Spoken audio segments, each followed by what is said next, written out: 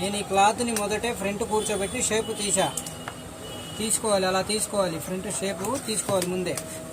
ఇప్పుడు ఇక్కడ ఈ పాకెట్ ఇక్కడ మనం 1/2 ఇంచ్ ఎక్స్ట్రా పెట్టాం, కావాలని 1/2 ఇంచి క్లాత్కి ఎక్స్ట్రా పెట్టాం.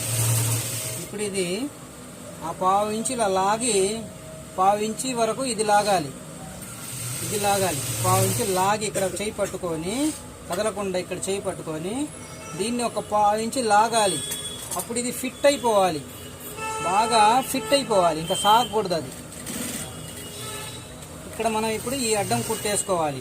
ఎంతైతే వేస్తామో 1.5 ఇంచు మీరు ఎంతైతే వేస్తారో అంత.